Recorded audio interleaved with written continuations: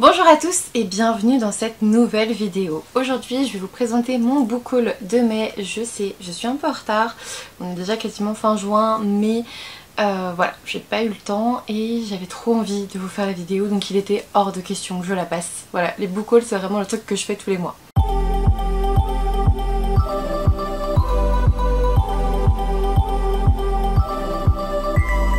Vous avez un petit aperçu de mes piles de livres à côté. J'ai changé un petit peu la disposition. Je me demande si ça sera pas un petit peu de côté, mais c'est tout. On verra bien parce que j'avais envie de montrer un petit peu plus de ma bibliothèque derrière. Donc écoutez, on verra ça. On va commencer avec des SP que j'ai reçus qui sont des mangas. J'ai d'abord reçu Mon ami des ténèbres de Taku Kawamura aux éditions Nobinobi. Donc là c'est le tome 5, je vous en reparlerai très vite. Et puis j'ai aussi reçu Violence Action, le tome 1 de Renji Asai et Shin Sawada aux éditions Pika. Pareil, vous le savez, moi en général j'attends d'avoir 2 tomes pour les lire. Bon, on en reparlera cet été, je pense que cet été je vais me faire une pile à lire de mangas et je vais tout dégommer. Franchement j'ai trop envie d'avancer dans mes mangas. Du coup pour Violence Action, on est avec une tueuse à gages. Elle a 20 ans, elle s'appelle Kei, elle est mignonne et cool, petit boulot, tueuse à gages, ça me donnait trop envie. C'est pour ça que j'avais très hâte de le découvrir. Regardez, elle a un pistolet, un flingue. Ensuite j'ai aussi reçu le tome 2 de Jonah de Chris Somni, Laura Samney et Matthew Wilson et Crank aux éditions 404. J'ai le tome 1 aussi, je vous parlerai des deux en même temps, ça sera beaucoup plus simple. J'ai pas encore lu ce tome 2, donc voilà, je vous parlerai des deux. Et puis pareil, je vais me faire vraiment une pile à lire de graphiques cet été. Je pense que ça va être super agréable à lire sur la terrasse. Donc voilà. J'ai reçu des éditions Dupuis 5 avril de Duval, Monin et Bussy. C'est pour ça que je l'ai demandé, parce qu'il y avait Bussy. Donc le tome 1, L'héritier de Da Vinci. Je vous montre un petit peu, je vous montre un peu l'intérieur aussi. Hop, voilà, on est sur ce type de dessin. L'histoire se déroule en avril 1510 et donc on suit une noble qui dépose aux portes du château du Clos Lucé un nouveau-né portant pour seul bagage un étrange collier d'or. Baptisé 5 avril par les cuisinières qui le recueillent et pris sous l'aile d'un autre résident du château, un certain Léonard de Vinci, l'enfant grandit en énergie et en savoir. Donc voilà, on va être avec Léonard de Vinci. C'est écrit, ça a été co-fait avec Michel Bussy. J'avais hâte de le découvrir. Des éditions Urban Comics, je crois, j'ai reçu Layla Starr, donc toutes les morts de Layla Starr, de Ram 5 et Philippe Andrade, je pense. On est donc sur un comics, je vous montre l'intérieur là aussi, je me suis mis dans la pile à lire là plutôt de juillet, ça fait très... Bon voilà, c'est le genre de graphique que j'aime bien lire l'été. Ce qu'on vous dit c'est nous sommes forts, nous les mortels, nous vivons parce que nous le désirons ardemment, tu comprends? Chaque battement de cœur, chaque souffle, c'est un rejet de la mort. Ça me faisait très envie. Voilà, on en reparlera en détail lecture bien évidemment. Ensuite, là encore de Pika Édition, j'ai reçu The Witch and the Beast, le tome 6 de Kosuke Satake, j'avais beaucoup aimé le début. Et puis j'ai reçu Blissful Land, le tome 2 de Ichimon Izumi des éditions Nobinobi. Là je vais pouvoir le démarrer parce que vous savez quand j'ai que le tome 1 je démarre pas trop la saga. J'aime pas attendre, je suis très impatiente, dans les mangas c'est chiant. C'est chiant parce que du coup je les commence jamais alors que... Enfin je les commence jamais, c'est à dire que j'attends et à un moment donné t'as 5 tomes et tu fais bon je vais peut-être m'y mettre en fait. Peut-être. On continue dans les graphiques, j'ai reçu en attendant Bojangles je pense, d'après le roman d'Olivier Bourdeau de Ingrid Chabert et Carole Morel aux éditions Stenkiss qui ont eu la gentillesse de me l'envoyer, c'était trop gentil. J'ai hâte de le découvrir, on en reparle très vite, en plus j'avais eu un petit mot des éditions Stenkiss. J'ai envie de le découvrir en BD parce que je sais que... Qui est-ce qui en a parlé? Isa des Chroniques du Hérisson je crois, qui avait adoré le roman et je sais que j'ai du mal à lire certains romans. Je pense que voilà, ça sera plus simple de le lire pour moi en BD. Dans cette histoire, on a un couple qui danse sur cette chanson de Nina Simone, hein, sous le regard émerveillé de leur fils. Leur amour est magique, vertigineux, une fête perpétuelle. Chez eux, il n'y a de place que pour le plaisir, la fantaisie et les amis. Celle qui donne le ton, qui mène le bal, c'est la mère, feu follet, imprévisible et extravagant. Pourtant, un jour, elle va trop loin. Voilà, j'arrête là, j'ai hâte, on verra bien ce que ça donne. Voilà, si Isa a aimé... En fait, j'ai hâte de le découvrir pour savoir ce qu'Isa a aimé. tout simplement. Ensuite là c'est un roman auto-édité, j'ai reçu Nostri le tome 1, enfin le livre 1, la luminographe de Célia Reus. Et dans ce roman, on est dans les refuges, monde des elfes, le soleil ne s'est pas couché depuis 31 ans. C'est là, au milieu des nuits artificielles et de la magie, que vit Elaria. Descendante d'une longue lignée d'elfes, elle est une puissante, crainte, vénérée et surveillée. Elle ne se sent pourtant pas puissante, simple paléontologue à la citadelle d'Eralm, elle subit son don de luminographe qu'elle juge trop faible et inutile. Vous l'aurez compris, c'est un roman de fantasy, c'est de l'auto-édition et franchement c'est vraiment de la qualité. J'ai eu un petit marque-page et puis voilà, le travail éditorial est très chouette. Bref, j'ai hâte de découvrir ce roman de fantasy. Des éditions Hachette, j'ai reçu au mois de mai The Last She de H.G. Nelson. On vous dit que c'est une histoire Wattpad. Ça m'a un peu refroidi, je vous avoue, quand j'ai vu ça. Ara est la seule femme à avoir survécu à la pandémie qui a ravagé la société avec une brutalité aussi inattendue qu'incompréhensible. Elle n'a pas croisé d'être humain depuis des mois, depuis que son père a disparu. Kaden et sa bande ont une règle, demeurer vigilante pour rester vivant. Vous vous doutez que les deux vont se rencontrer et en fait on vous dit que Ara va lui échapper, elle est bien décidée à accomplir la mission de son père. C'est-à-dire qu'ils vont se rencontrer, ils vont s'apprécier et en fait la jeune femme va plutôt avoir envie d'aller sauver son père et faire sa mission. C'est bien, je trouve que c'est bien, ça peut changer un petit peu. J'ai pas regardé les avis qu'il y avait sur ce roman, je le lirai et puis voilà, on verra, je verrai moi-même en fait tout simplement. Toujours des éditions Hachette, j'ai reçu le Tribut des dieux de Bloen Guyou aux éditions donc Hachette, je viens de le dire. J'avais très hâte de découvrir ce roman parce que c'est Bloen Guyou, une éditrice qui est du coup aussi autrice et ça m'intéressait beaucoup de voir un petit peu ce qu'elle avait pu écrire.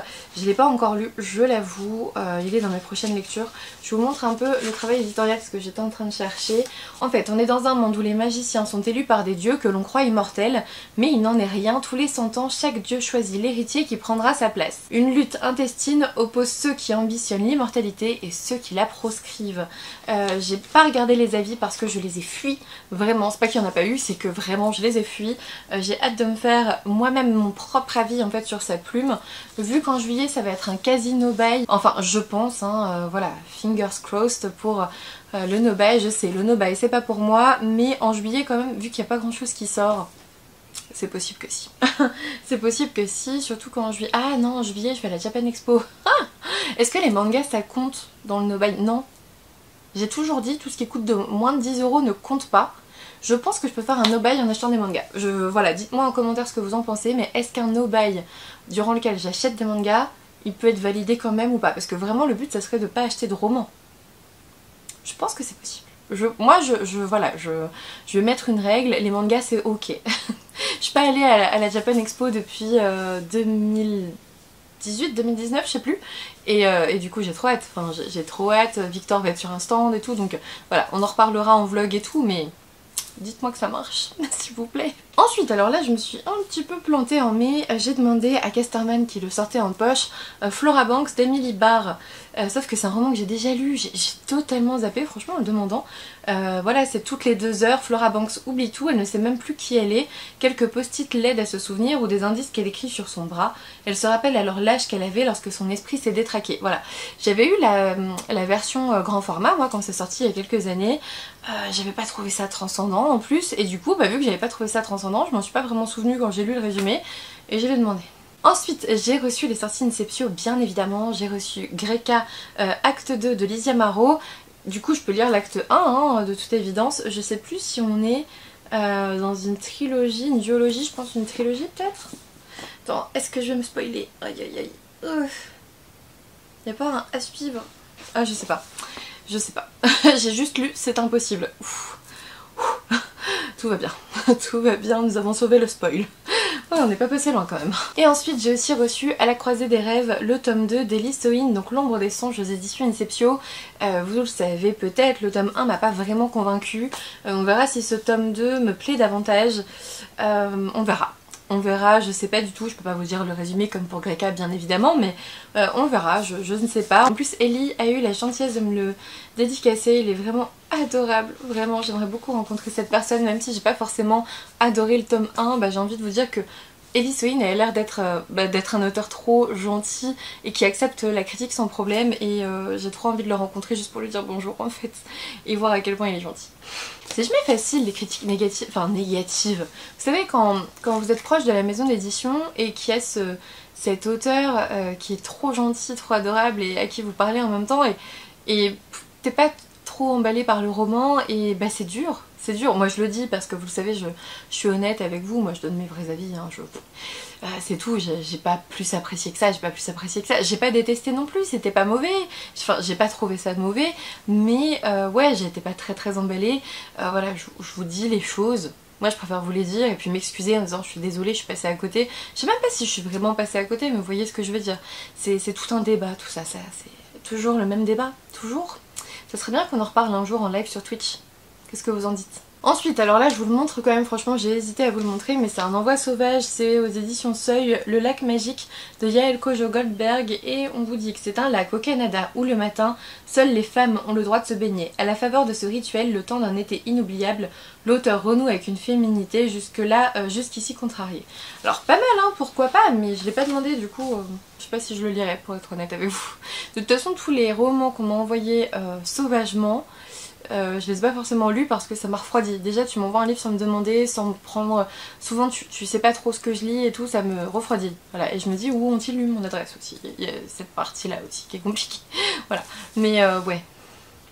Je crois qu'il était arrivé à mon ancienne adresse et comme j'ai continué le suivi de courrier, et il faudrait peut-être que je le refasse, enfin que je le continue au moins jusqu'à la fin de l'année parce qu'il y a encore des choses qui arrivent avec le suivi de courrier, donc je pense que ça peut être utile. Ensuite, j'ai reçu Désenchantée de Marie Vareille aux éditions Charleston. Marie Vareille, voilà. J'ai pas mal de retard dans les éditions Charleston, là il va falloir que j'aligne. C'est vrai qu'avec le déménagement, avec les dégâts des eaux, avec plein de choses, avec un collègue en arrêt, avec voilà, j'ai beaucoup de travail, j'ai beaucoup de choses à faire à la maison et je prends du retard. Alors du retard, on s'entend, vous savez très bien, moi les services presse, le retard, tout ça c'est... Voilà, c'est genre une idée, voilà. Mais t'as retard raisonnable et retard incroyable, genre la catastrophe. Et là, ça commence à être la cata. Clairement, voilà. Quand je reçois un, je me dis merde, j'ai toujours pas lu celui d'avant, quoi. C'est un peu embêtant, moi ça m'embête un peu. Surtout que c'est Charleston que j'aime beaucoup. Après, je vous l'ai toujours dit, si un jour j'ai plus le partenariat, si un jour les gens veulent plus m'envoyer de livres, ben je les achèterai, en fait ça m'empêchera pas de les montrer ici, ça me coûtera juste un peu plus cher quoi, c'est comme ça, je peux pas toujours être à jour dans les choses, je sais qu'il y en a ils sont à fond, et bah écoutez si ça peut leur profiter c'est cool aussi, hein, tant mieux. Voilà. Et bah voilà, c'est ça en fait que je veux. Vous voyez que je fais cette vidéo et en fait je réfléchis et je me dis faire un petit live Twitch sur les services presse ça serait bien parce que par exemple j'ai une copine qui a décidé d'arrêter totalement les services presse.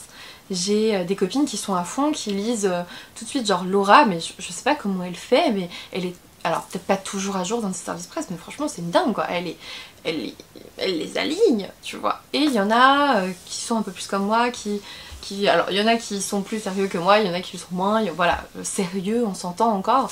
Je sais pas, ça m'invite à faire un petit débat cet été là, ou à la rentrée de septembre. Je me suis dit pourquoi pas, je sais pas si ça vous dirait, n'hésitez pas à me dire en commentaire et puis j'organise ça avec les copines. Ensuite, deuxième envoi sauvage, Tala Yuna de Charles Aubert aux éditions Slatkin. Je me plains pas, d'accord, de recevoir des livres en envoi sauvage, c'est pas ce que je dis, je me plains pas de recevoir des livres, c'est juste que, bah, peut-être que moi je les lirais pas et qu'ils auraient pu profiter à quelqu'un d'autre, peut-être que vous les auriez lus en fait, et je me dis c'est dommage de me l'envoyer à moi si je le lis pas et si tu me demandes même pas, et c'est ça qui m'embête en fait, et bref. Manon, tu es dans un book haul, pas dans le débat DSP, je sais que ça te... voilà, hein, Pardon, je parle de moi à la troisième personne, rien ne va plus. Rien ne va plus, on va parler du résumé. Jonas Duval est un écrivain à succès, il part à la recherche d'un père qu'il n'a pas connu et qui aurait été vu pour la dernière fois sur l'île Indigo. Au rythme d'une tempête annoncée, il découvre une nature fascinante, se confronte à la violence des hommes et rencontre une femme étrange et sauvage qui va changer sa vie. Entre aventure, quête initiatique et suspense, ce roman subtil et poétique est un voyage entre terre et mer où la beauté du monde et la profondeur des êtres finissent par se révéler. Il a l'air bien, franchement, oui, il a l'air bien.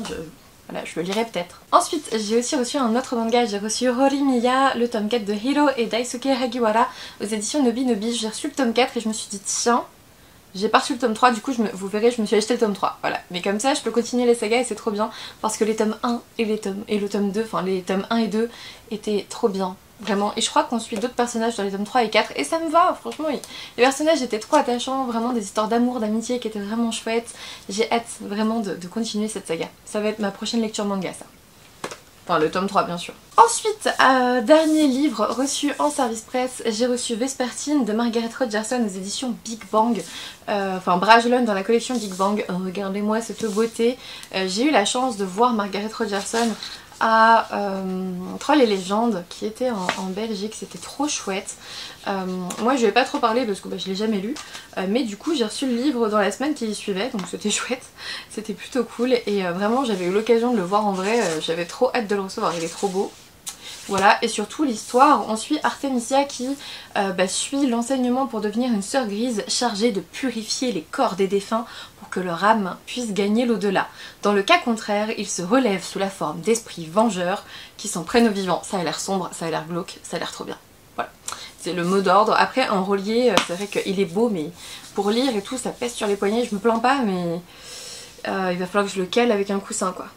Voilà, c'est surtout ça. Et ensuite, ça va trop me faire lire Vampiria de Victor Dixon. J'ai reçu le tarot interdit de Vampiria, donc de Victor Dixon, par Emmanuel Iger, je ne sais pas, et Nicolas Jamono, donc par 404 éditions en partenariat avec la collection R. Et je vous montre parce que c'est trop beau.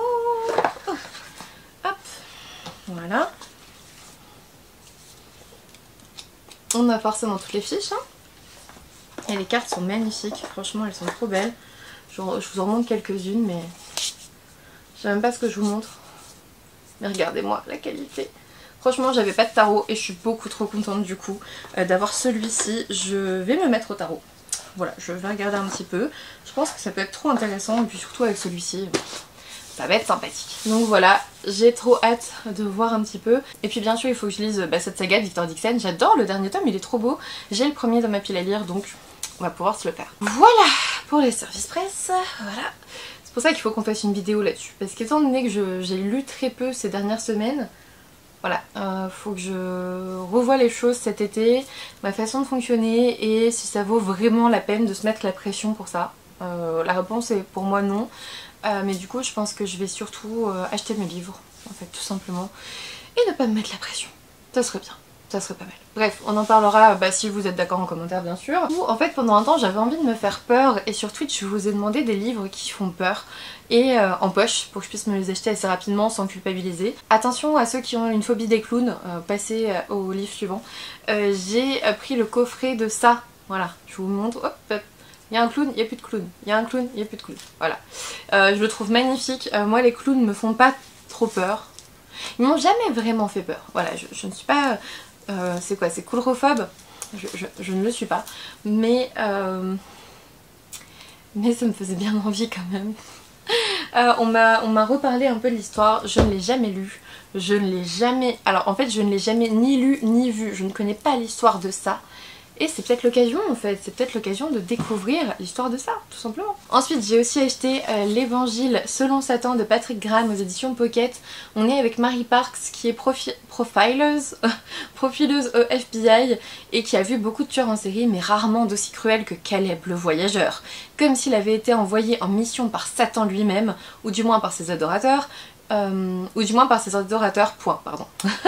Une organisation qui semble prête à tout pour retrouver un livre perdu depuis des siècles. Un livre maudit dont le contenu pourrait renverser l'église catholique et inaugurer un âge des ténèbres. Bon, ça, alors, comme ça je me suis dit, ouais, je suis pas trop thriller religieux et tout, mais en fait quand on m'a dit à quel point les gens avaient eu peur, je me suis dit que c'était pour moi, vraiment.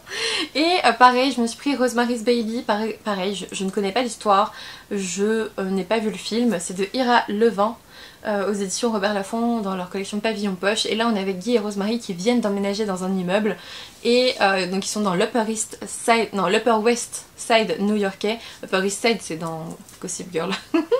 Et ils se lient rapidement d'amitié avec leurs voisins et ces derniers sont charmants, attentifs aux moindres besoins de Rosemary, surtout depuis qu'ils ont appris qu'elle attendait un bébé. Ça a l'air particulier. Ça a l'air particulier. Est-ce que ce sont les voisins qui sont bizarres? Est-ce que c'est le bébé qui est bizarre? Je sais pas. Mais j'aimerais bien que tous ils soient tous bizarres en fait. Ça me plairait bien. Ensuite là je vais accuser clairement Estelle de la chaîne Petite Lectrice qui en a parlé. Elle a parlé de Lire de Bernard et Cécile Pivot aux éditions Le Livre de Poche. Ça m'a donné trop envie de le lire tout simplement.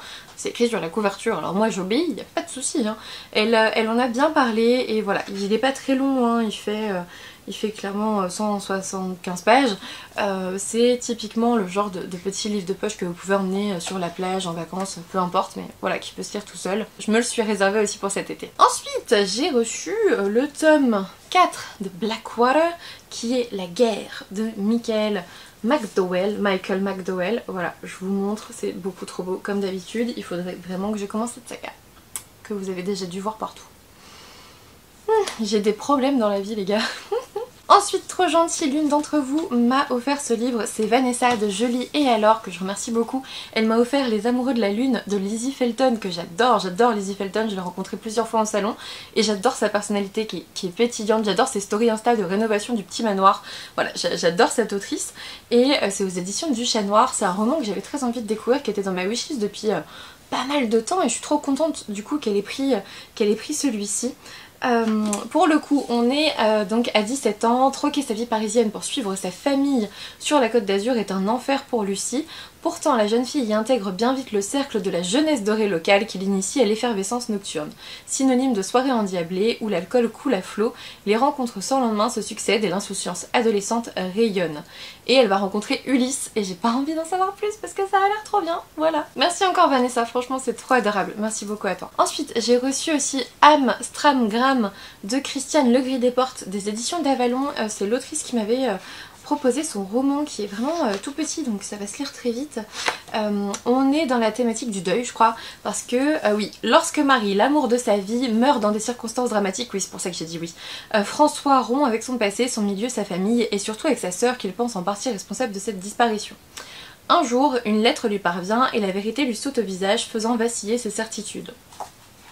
On parle deuil et secret, évidemment que j'avais envie de le lire. Il est super court, il fait 130 pages, ça va se lire tout seul. Je vous en parlerai cet été aussi. Je pense que l'été j'ai bien, enfin là bientôt, là j'ai bien envie de dégommer du petit roman. Pour vraiment en dégommer plusieurs comme ça à la file et avoir l'impression de lire beaucoup, ça serait bien. Ensuite, j'ai reçu 5 romans de la collection Victoria, donc de HarperCollins, en fait de Harlequin. Il s'agit de Le feu sous la dentelle d'Anna Lyra. Le feu sous la dentelle, quand je l'ai ouvert avec ma tante et mes parents à côté, j'étais là, ok. C'était trop drôle. On est à Paris en 1796, ça a bien fait rire ma tante d'ailleurs quand elle a vu ce titre là. Paris 1796, en apparence Constance s'étourdit de balles de frivolité et des folies de la jeunesse parisienne au lendemain de la terreur. En réalité une colère sourde gronde en elle, elle a tout perdu dans la violence de la Révolution. Et sa famille a péri sous la lame de la guillotine, elle-même a failli les suivre et son cœur réclame réparation. Bien sûr, elle va rencontrer quelqu'un, hein, c'est un Victoria, c'est un Harlequin, donc il y a une histoire d'amour. Elle rencontre Gabriel Rocheran, avocat piquant de sarcasme et fervent partisan des idées égalitaires. Il s'oppose dès le premier regard. Bon bref, j'ai hâte. Mais je vous avoue, c'est pas celui-ci que j'ai le plus envie de lire. Je pense que je vais commencer par une saison de Mérida Reinhardt parce que ça m'a fait penser un peu aux chroniques de Bridgerton. On est à Londres en 1815 avec Marielle qui doit faire un choix. Soit elle laisse sa petite sœur de 15 ans contracter un mariage de convenance, soit elle se sacrifie et elle se trouve un époux d'ici la fin de la saison. Du coup, elle décide de se sacrifier, de prendre part à ses frivolités, à tout ça, au bal, au milieu des hypocrisies et des faux semblants, vous dit-on. Et elle va, voilà, tout vole en éclats après une danse au bras du colonel Jasper Fitzwarren. Non seulement il est séduisant et intriguant, mais il prétend en savoir beaucoup sur la mort de William, le frère aîné de Marielle. Bref, ça me faisait bien envie. En plus, sa couverture me fait penser à l'une des sœurs de Daphné, une des petites sœurs, donc voilà. À voir. Ensuite, celui qui me faisait bien envie aussi, c'était celui-ci, Jamais avec le vicomte de Caroline Linden. Là, on est pareil, hein, à Londres en 1822, avec justement les saisons. Lord Tristan Burke a tout pour lui, le titre, la richesse, les loisirs et toutes les plus belles femmes qu'il peut désirer. Alors pourquoi ne peut-il pas cesser de penser à John Bennet? La sœur de son meilleur ami reste sans proposition de mariage malgré les 4 saisons déjà passées depuis sa présentation à la bonne société, et à ses yeux ça n'a rien d'étonnant. Il l'a surnommée la Furie. Pour son caractère vif et sa langue acérée, elle est toujours engoncée dans des robes atroces et prête à rire de lui. Un véritable cauchemar. Bon, ça a l'air cool. Ça a l'air cool, ils sont un peu haters to lovers et elle a l'air assez pétillante, donc ça a l'air bien. Ensuite j'ai aussi reçu La Demoiselle au pinceau de Natasha J. Collins. Là on est au comté de Montbéliard en 1356 et on est dans le domaine de la sculpture, de l'art, avec Adénaïs qui suit Foulques d'Aiguignon. Et elle va le suivre en fait elle le suit depuis des années de château en château afin de parfaire son art, jusqu'au jour où elle est envoyée seule au domaine de Montjoie pour la réfection des fresques et peintures. Et elle va y rencontrer des gens. J'imagine qu'elle va rencontrer quelqu'un. Bref, il me disait bien dans le domaine de l'art, mais c'est pas le premier que je lirai, je vous l'ai dit. Et ensuite, Le Conte diabolique de Lauren Heath. On est à Londres en 1851 et Lucien possède une réputation des plus scandaleuses. On dit de lui qu'il a abusé du chagrin d'un vieil homme en se faisant passer pour son petit-fils disparu et qu'il a usurpé son titre de comte, lui qui a grandi dans les rues malfamées de Londres. Et pourtant, donc il y a Lady Catherine Mabry, ouais je pense, Mabry, je sais pas, frappe à sa porte en pleine nuit malgré les risques de voir sa réputation ruinée à jamais. Voilà.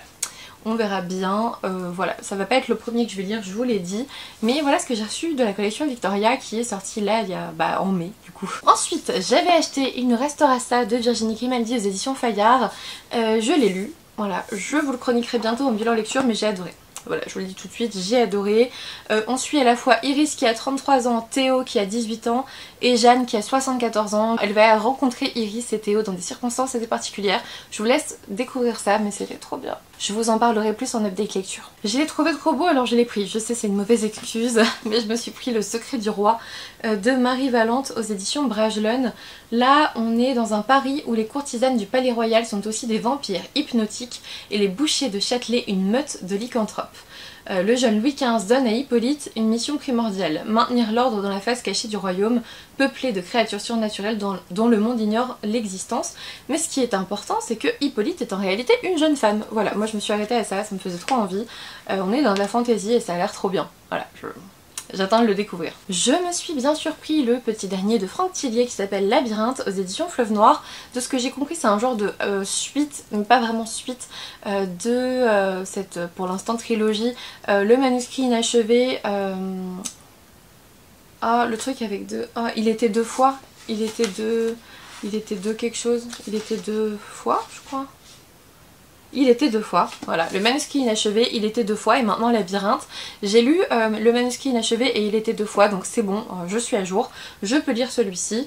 On vous dit qu'il y a une scène de pure folie dans un chalet, une victime au visage réduit en bouillie à coups de tisonnier. Je me suis arrêtée là, ça me faisait trop envie. Je me souviens plus trop du manuscrit inachevé ni de il était deux fois, si, il y a des scènes chocs qui me reviennent. J'espère que je dois pas totalement m'en souvenir pour le lire. On verra, mais dans tous les cas, ne le lisez pas sans avoir lu les deux d'avant, ça serait vraiment dommage de ce que j'ai compris. Ensuite, je me suis pris le tome 1 de Hadès et Perséphone de Scarlett Sinclair aux éditions Hugo Roman. Dans ce roman, on parle bien sûr de la réécriture de la romance entre Hadès et Perséphone qui j'espère qu'Hadès n'est pas l'oncle de Perséphone parce que le mythe originel c'est quand même ça, hein, le mythe grec c'est que Hadès est l'oncle de Perséphone et qu'il l'enlève. Voilà, là c'est vraiment une réécriture. On est à Nouvelle-Athènes avec Perséphone qui est dans la peau d'une journaliste mortelle et elle va se retrouver face à Hadès qui dirige je crois une boîte de nuit branchée. Voilà. J'attends de voir un petit peu ce que ça donne. J'ai vu de très bons retours comme des gens déçus.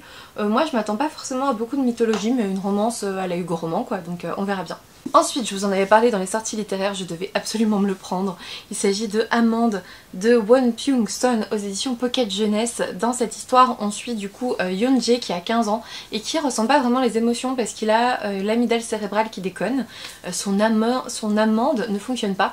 Et ce qui était intéressant, c'est qu'il va devoir en fait paraître normal et surtout, il va s'intéresser à un garçon de son âge va s'intéresser à lui. Et du coup, c'est assez compliqué parce que comment est-ce que tu fais pour avoir l'air de ressentir des choses quand tu les ressens pas?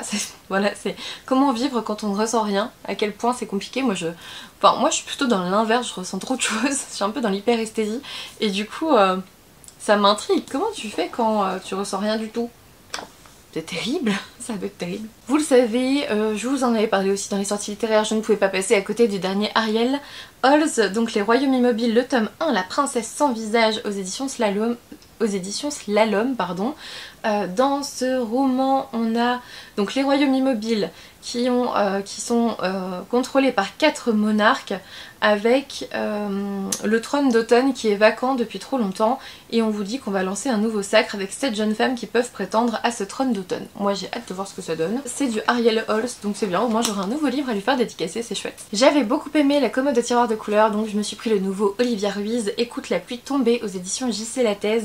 On vous dit qu'on est à Marseillette en 1977. Et on a Carmen qui pleure sa nièce chérie à plus de 40 ans, elle se rappelle les personnages qui ont changé sa vie. J'ai pas envie d'en lire plus, vraiment, je pense que les romans d'Olivia Ruiz, en tout cas le premier, fallait se lancer comme ça sans rien en savoir, on savait juste qu'il y avait une commode de tiroirs de couleurs et on sortait des tiroirs les souvenirs de la vie d'une personne, et c'était trop chouette, et j'espère qu'on est un petit peu dans la même thématique. Voilà. Ensuite, je me suis aussi pris Ils sont venus du froid. Donc après la catastrophe, les humains ont formé des clans pour tenter de survivre dans une nature hostile et glaciale. Malgré les difficultés de leur existence, Ilia, Neige et Aurore se lient d'amitié. Et puis ils vont être capturés et ça va être horrible et j'ai pas envie d'en savoir plus. On est dans un post-apo plein de glace. Voilà, et c'est ce qui m'intéresse. Cet achat n'était pas prévu. Cet achat n'était pas prévu, mais je l'ai vu en librairie, je me suis dit oh il est trop beau, il me le faut. Je me suis pris les libraires gauchers de Londres, de Cartnix aux éditions Léa, et regardez, en fait je l'ai pris en relié et il est juste trop beau. Regardez, j'ai pas pu faire ça, enfin franchement, vous voyez ça et vous êtes en mode non je le prendrai pas. Attends, c'est compliqué, j'ai pas ces capacités là moi. Ma résistance n'est pas très bonne, je le sais. Voilà, il est beaucoup trop beau. J'ai hâte de découvrir un petit peu ce que ça donne parce qu'on est à Londres en 1983, ou presque on vous dit. Armée de maigres indices, Suzanne part à la recherche du père qu'elle n'a jamais vu, mais sa source la plus prometteuse est en réalité une créature du monde magique qu'un libraire très spécial élimine sous son nez. Bref, on est dans un monde surnaturel, dans un Londres 1983, je sais pas si c'est un peu steampunk ou quoi, mais ça me faisait trop envie. Ensuite j'ai pris ce roman de Maïwenn Alix qui avait écrit In Real Life et qui avait été très bien accueilli. Je me suis pris Clone de la Nation, le tome 1, donc Marie #3, enfin Marie numéro 3 je pense, aux éditions Naos, et là dans ce roman on est en 2045, il est un peu abîmé, hein. Ouf. Il est un petit peu abîmé. 2045, le monde suffoque sous la chaleur, les intelligences artificielles contrôlent votre taux d'alcoolémie, ça peut être bien, avant de vous servir dans les bars, et les clones font partie des programmes nationaux pour recréer des personnages historiques célèbres. Bah du coup j'aurais moins de patience pour le coup. Après la fuite de 3 clones historiques du programme britannique, Marie apprend brutalement qu'elle est un clone de Marie Curie. Son père est accusé de clonage illégal et emprisonné. Ça a l'air trop bien. Voilà, je me suis arrêtée là. C'est vraiment les premières phrases du résumé, mais je vois pas pourquoi j'en lirai plus, autant le découvrir directement. On a bientôt fini. Avant-dernier livre, je me suis pris, hop, Histoire éternelle de Liz Braswell, donc Twisted Tale chez Hachette Heroes. C'est la réécriture de La Belle et la Bête, et si la mère de Belle avait maudit la bête. Ça peut faire des ordres, c'est sûr. Vous me l'aviez conseillé en live sur Twitch et aussi sur Instagram. Souvent je vous demande un petit peu de choisir mes prochains achats. Bah voilà, vous l'avez choisi. J'ai hâte de le découvrir, mais on va d'abord lire en lecture commune le prochain roman qui est L'Antidote, donc dans la série Dangerous Secrets.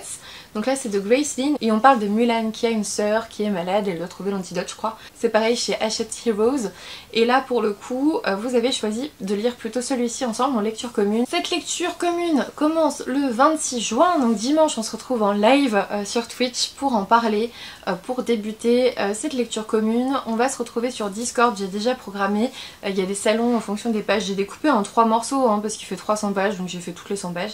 On va pouvoir en parler et c'est jusqu'au... je sais plus, attendez je regarde mon calendrier, c'est jusqu'au 10 juillet, le 10 juillet on fera un live pour clôturer cette lecture commune et en parler. Si jamais vous voulez venir en live en parler directement, franchement ça sera avec plaisir. Donc voilà, petite lecture commune sur l'antidote avec Mulan. Voilà, Mulan c'est l'une de mes histoires préférées, tout comme La Belle et la Bête, donc ça me va, ça me va, je suis plutôt contente de ce choix là. Voilà, c'est terminé pour ce book haul de l'enfer de mai, c'était incroyable. Heureusement que j'ai prévu de faire un presque no buy, ouais maintenant je dis déjà presque no buy, de juillet, imaginez. Alors en juin je me suis un peu calmée, vous verrez ça va, mais en mai ouais c'était un petit peu compliqué. Hein. Oups. Et c'est pour ça que j'ai pas eu le temps encore de filmer le book haul avant aujourd'hui. Bien évidemment, il fallait compter 3/4 d'heure. Donc voilà, évidemment. Bon, écoutez, j'ai hâte de lire tout ça. Je suis très contente de vous retrouver par ici en vidéo. J'espère que ça vous plaît, j'espère que vous êtes toujours là. Cet été, je vais essayer de programmer un petit peu de divertissement parce que là, je viens de passer les 3 semaines vraiment les plus dures, je crois, des 2 prochains mois. Donc ça, c'est chouette. Et puis il y a des salons à venir, je vais faire Saint-Maur en poche ce samedi, hein, là, voilà, si jamais vous me voyez, venez me voir. Et je vais faire la Japan Expo aussi, et voilà, on parlera de tout ça bien sûr. Mais j'ai hâte, et puis j'ai programmé des lives ensemble pour cet été sur Twitch avec Séverine, avec des gens, ça va être cool et j'ai trop hâte de vous montrer tout ça, j'ai trop hâte de vous retrouver un peu plus que ces 3 dernières semaines. Je vous remercie d'être toujours ici, d'être toujours là jusqu'à la fin, vous êtes des oufs. N'hésitez pas à mettre un petit pouce bleu, ça fait toujours plaisir et puis moi je vous dis à bientôt pour une nouvelle vidéo.